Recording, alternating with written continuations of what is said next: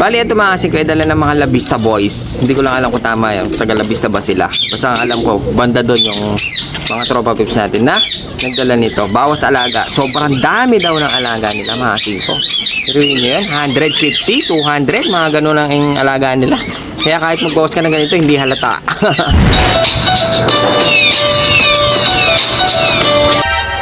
Yun. Tayo ng isang bowl. Dahil nga yung isang ibon natin umitlog sa floor.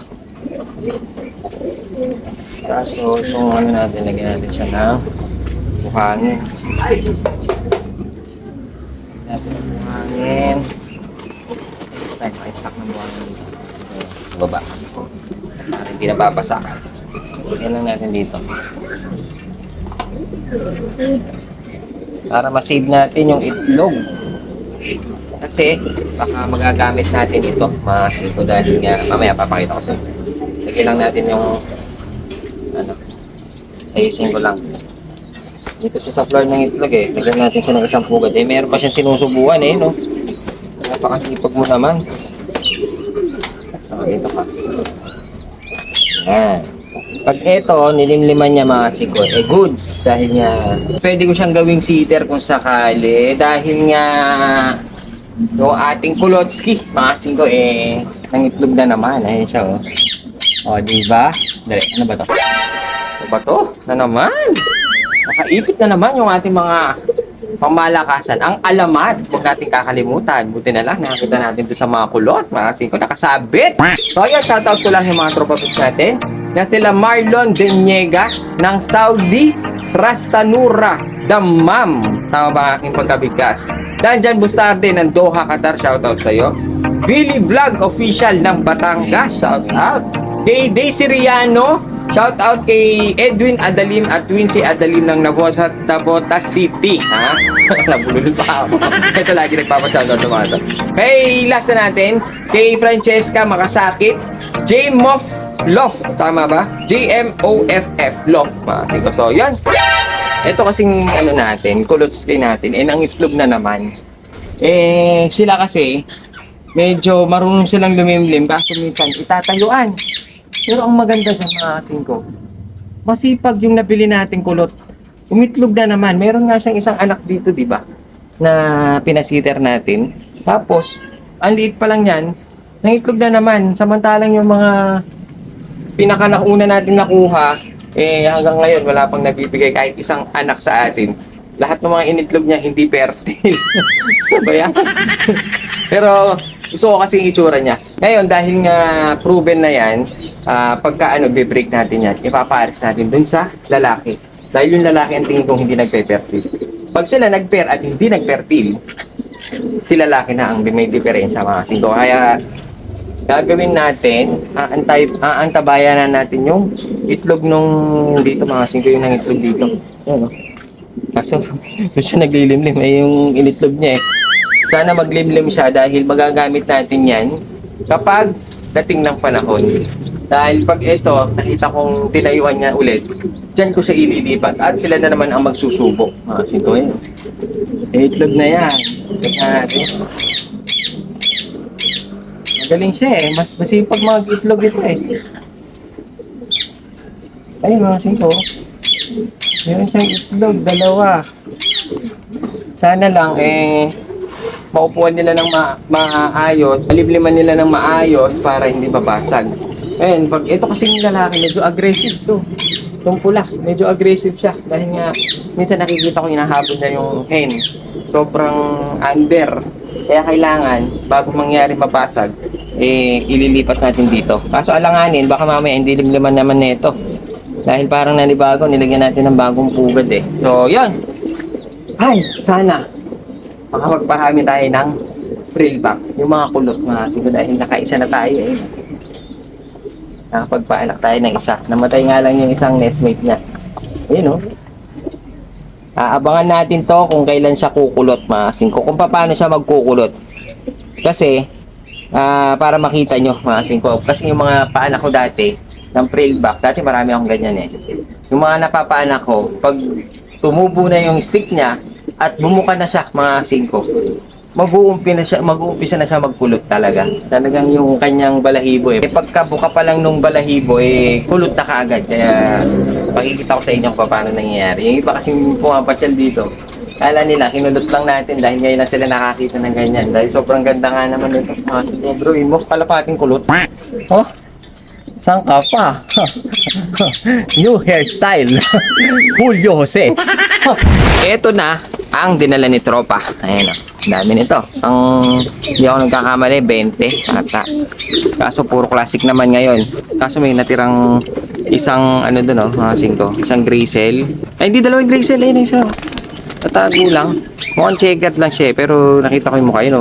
May pagka-Grisel din. Bali, ito dala ng mga apalang ata yun mga apalang boys o La Vista boys. Hindi ko lang alam kung tama yan. Taga La Vista ba sila? Basta ang alam ko, banda doon yung mga tropa pips natin na nagdala nito. Bawas alaga. Sobrang dami daw ng alaga nila mga singko. Pero yun yun, 150, 200, mga ganun lang yung alaga nila. Kaya kahit mag-bawas ka ng ganito, hindi halata. Ngayon, ano ba bang bago? Titingnan natin mga ibon. Check lang natin. Hawak tayo ng iba. Uy, ganda katawan ah. Ganda na katawan nila, mga singko. Taba. Ito ay isang kak na blue bar, mga singko. Whoop! Naka-club ring pa. BBC. Dahil itong mga dinala ni Tropa mga nailaro daw niya mismo. Yung iba, commercial. Pero yung iba, club ring, mga singko. Ayan o. Wow, ganda. Mukhang malaki. Lalaki. Mukhang makikinis yung mga dala ng Tropa Pips natin. Hindi lang ito ang magaganda dyan, mga singko. Meron pa akong mga na-inspatan dyan na maganda. So, ito yung isang blue bar. Kaso pag nahawakan na natin, hindi ko nga lang alam kung mahahawakan natin ulit yung nahawakan natin. Dahil tignan nyo naman, parang magkakamukha lang sila. Ngayon, gagawin ko na lang hawakan ko na lang yung maganda para sa akin. Ha? Yung tingin kong magugustuhan nyo, yun na lang ang hahawakan natin. So, parang maganda ito. Whoops! Toto. Alam nyo naman ako, pag tumingin ng ibon, mga gusto ko yung mga native lang. Ito nga siguro, maganda ito. Ang laki ng katawan, hindi ko siya mahawakan. Nahirapan ako. Isang blue check naman ito, mga singko. Oh, parang naka-club ba to? Ganda oh. Ang gaganda ng itsura, tsaka ang lalaki ng katawan. Ang tataba, hindi ko mahawakan ng isang kamay. Medyo nahirapan tayo. Kailangan pala dito, meron tayong taga. Hawak man lang kahit pa paano kasi medyo hirap tayo sa ito. Ang ganda nito. Tingnan natin. Isang blue check na naman. Lumapit na sa atin. Ayun oh. Lalaki na naman ito mga singko. Blue check na kak. Parang nakalaro din oh.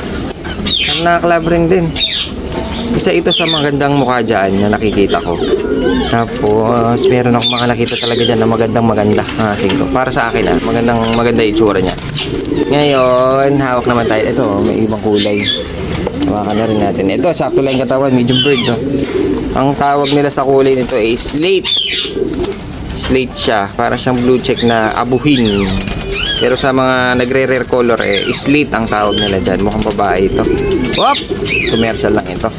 Commercial. Nawakan lang natin dahil na iba yung kulay. Ngayon, hawakan na natin yung mga magaganda. Ito, nahawakan na natin ito kanina. Ang ganda pala niya. Ang laki. Yan yung nahawakan natin kanina. Tapos ito, nahawakan na rin natin to. Ngayon, hawakan natin yung isang Grisel. Ito, may isang Grisel hindi lang halata. May isang Grisel, hindi lang halata dahil yung kulay niya parang blue check lang. Pero, ang hirap niyang hawakan. Ang hirap talaga pag mag-isa lang hahasin ko.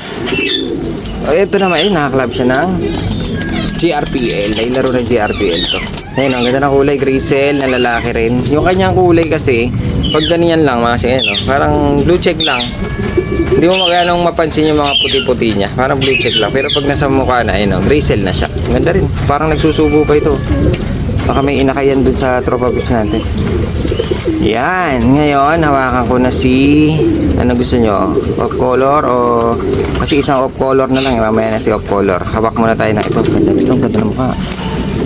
Blue bar. Makasin ko. Oop. Uy, laki ng ilong. Nakaklab din siya makasin ko. Ang laki ng ilong nito. Bumubuhag-hag na. Tapos mayroon na siya parang kutil ay no. May umisli na din sa kanyang ilong sa taas. Ayun no. Kakaroon ng antena. Ngayon, ito kak pa rin. Parang kak lahat Pero maganda mukha. Ang ganda ng katawan nila. Pero pagdating dito mga ilang araw sa atin to papayat na to. Conditioner lang kasi kinakainin ng mga te. Pero sana makuha agad para makawakan pa nila ng ganito. Ang ganda ng katawan, matataba. Ang pupogi pa kayo, no? Lalaki. Pero may mas pogi pa dito na nakita kong blue bar Mas malaki ang ilong niya. At yun ang hahawakan natin.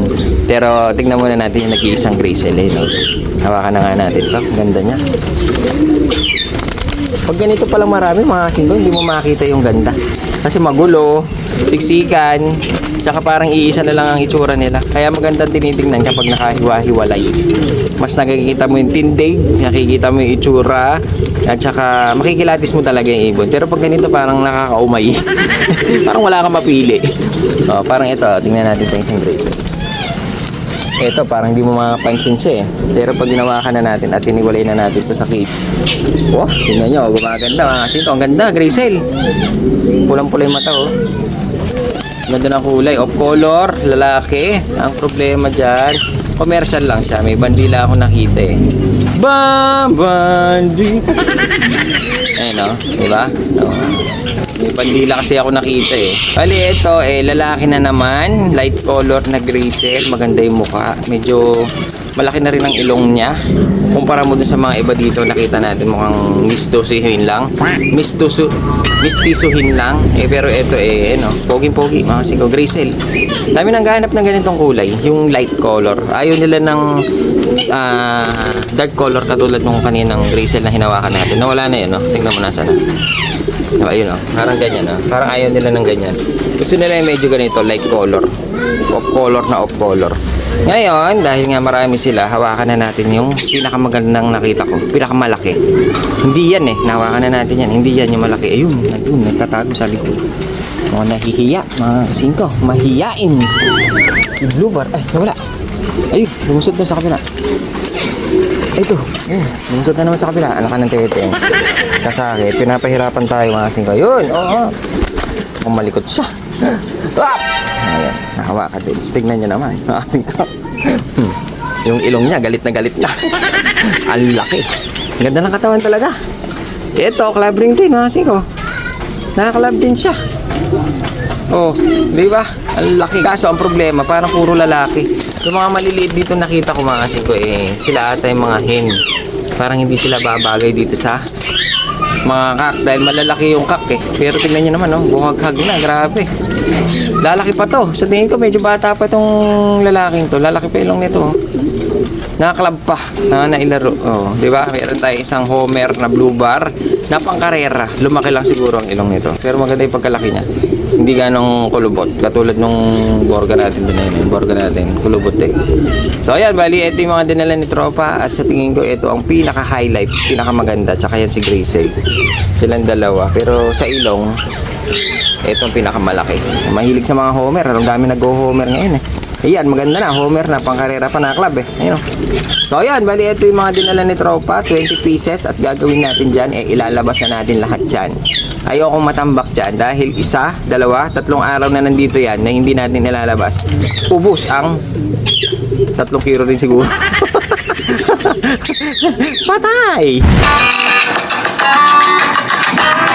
JP! Natago mo yung itlog. Opal yun. Opal ang puta. Panood ko yun. Ano nga? Putik lang. Isip ka. Ang cute. Manggugoyo. Pag kaya may bilhin ito, manggugoyo ito.